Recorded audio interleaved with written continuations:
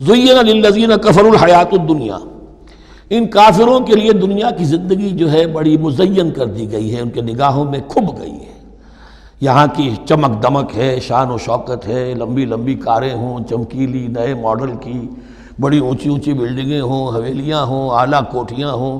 اب یہ ساری چیزیں کس کو اچھی نہیں لگتی، لیکن یہ کہ کفار کے دلوں میں ان کی محبت اتنی پل جاتی ہے کہ پھر کوئی اچھی بات ان کے کوئی زندگی میں نہیں رہتی، نہ کوئی اچھی بات اثر کرتی ہے۔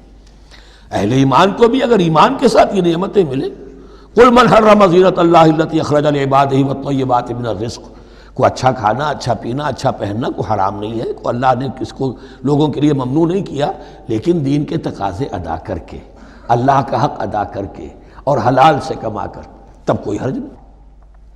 زین للذین کفروا الحیات الدنیا، کافروں کے لیے دنیا کی زندگی کو مزین کر دیا گیا ہے۔ وہ حدیث بھی ذہن میں لے آئیے کہ ان الدنیا سجن المومن و جنت الکافر، یہ دنیا جو ہے مومن کے لیے ایک قید خانہ اور جنت اور کافر کے لیے باغ ہے۔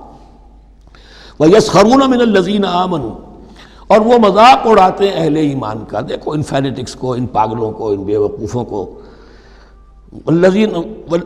وَيَسْخَرُونَ مِنَ الَّذِينَ آمَنُوا وَالَّذِينَ اتَّقَوْا وَالَّذِينَ اتَّقَوْا فَوْقَهُمْ يَوْمَ الْقِيَامَةِ، اور جن لوگوں نے تقویٰ کی روش اختیار کی تھی، قیامت کے دن اب وہ ان کے اوپر ہوں گے۔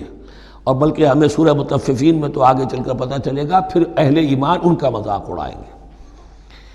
واللہ یرزق من یشاء بغیر حساب، اور اللہ تعالیٰ رزق عطا فرمائے گا جس کو چاہے گا بغیر حساب۔ یہ جنت کی طرف اشارہ ہے۔